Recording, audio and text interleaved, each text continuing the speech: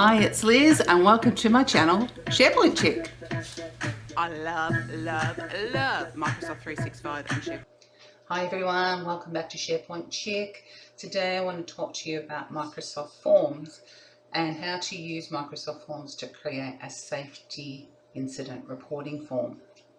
So what I want to do in this series is I want to actually show you how you're going to replace a paper-based form to an online form which you'll be able to connect to your SharePoint site on your intranet, and so that people will be able to access that from wherever they are on their mobile devices. And I'll build onto this series to show you how we can use the Power Automate tools and SharePoint lists to make this a really complete package. So I'm really looking forward for us to seeing this flow. But before we do, I just want to show you one I cooked beforehand. So I'm just going to go into the Workplace Incident Report form, and I'm just going to explain what's in it for you, and then we'll work out how we put it together. So if I go into my Workplace Incident Report form, I have got some sections turned on. I have my first section, which is about you, so tell us about your details. And then the second section is about the incident, so tell us what happened in the incident. So I just want to explain to you the types of questions that I'm using in here, so that when you go to do this yourself, and you'll understand some of the ways that you can change this for what you need. So first of all, I've got a text field, and when I click on the text field, you can see that I can put the name of the question in there. And the options that I have are to have a short answer or a long answer. So when it's just somebody's name, I wouldn't expect a long answer to be required, so I just leave that as short. But because I want to know who's filling in this form and I want to be able to use their details down the track, I actually want them to put their details in here. Some of the other options, because I'll show you in this part, because they're interchangeable across the different questions. So if I wanted to move where this question is in the system, and if I wanted to go from 1 to 3, I just click my down arrow button, and then suddenly it becomes the third question. So first name, last name, full name, they're all text type questions, which is achieved by inserting this button here. So we go down a little bit further. So this is the department question. So what department are you in? This is achieved by using the choice question. So I put the question in as department, and then I've put in there the different types of departments. I've moved them around alphabetically. When I put them in, I just typed them however I wanted it, and then I had the ability to put them through. If I decide I don't actually want to have a research department, I can just delete it, and then perhaps I actually want a sales department. Okay, so again, this is a required question. It's not allowing multiple answers, and the reason for that is because you will only be from one department normally.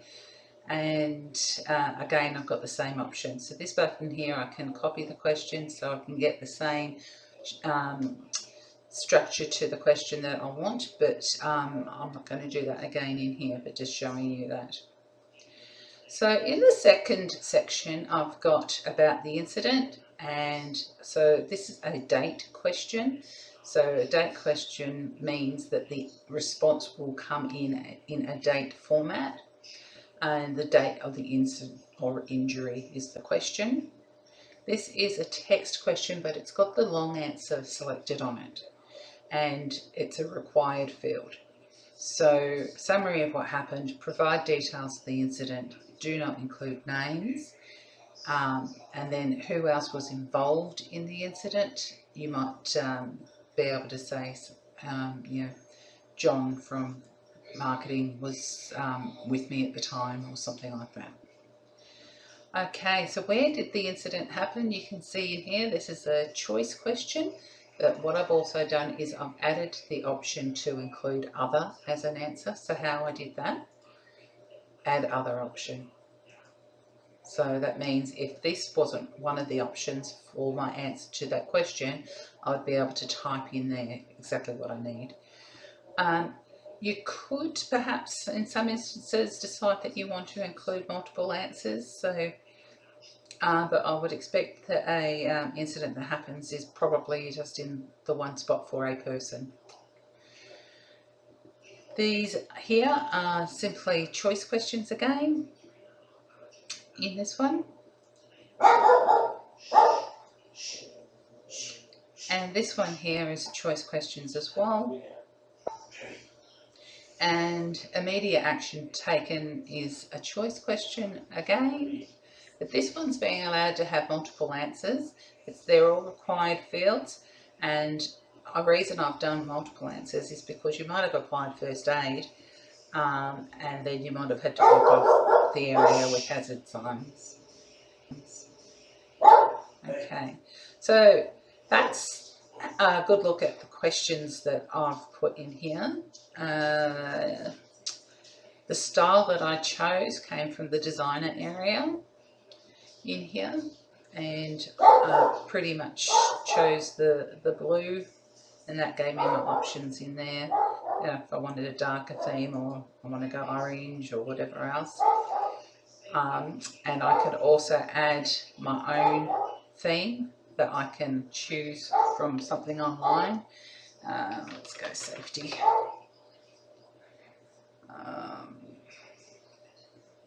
Let's try that one, see what it looks like. They wouldn't let me use that one. Try that one. Nope, can't use any of those images.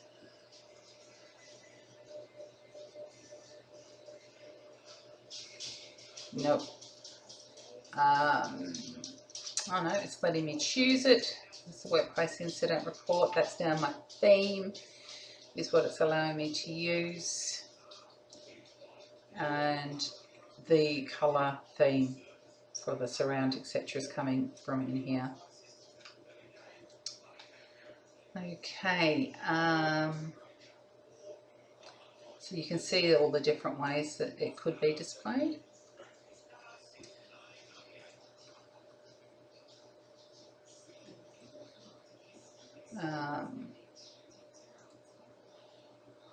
That one's using a video file.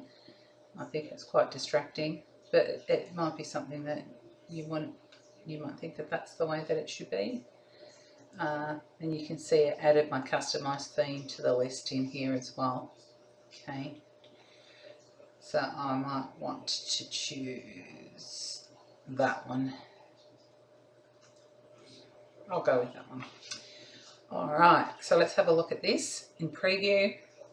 If I hit start now, I can see all my questions from section 1, and until I have answered every mandatory field. Mandatory fields are those that have got the asterisk. They're required fields, means you must have an answer in them. Until I've put that in, I can't move to the next part of the questions. So my first name, last name, what department am I from, when did the incident occur, what happened,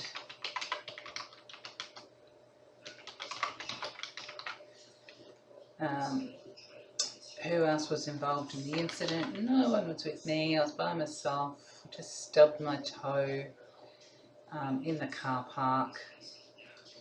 There was no equipment damage, I was injured, it was a low injury or medium, depending on your rating you determine what scores you have in there. Applied first aid, and that's all I did. So that is the form and how it works, and this is how the responses come into the form. So I can see in there, you see I've stubbed my toe a few times already. Okay, alright, so there's an idea. I don't need to actually show you how to create these forms. I'll have a different video for how you create the forms, but this is just an idea for you for how you can do it. for an incident report, and from there my next video will be showing you how you can use the link for this form to put it onto your communication site or in your team's safety site, so that other people can access it and use it. So I hope you enjoyed this video. Please consider subscribing if you'd like to see more videos, and I hope you have a great day. Thank you. Remember, if you'd like to learn more about what I do, tips and tricks on SharePoint and Microsoft 365, hit that subscribe button. Look forward to seeing you next time.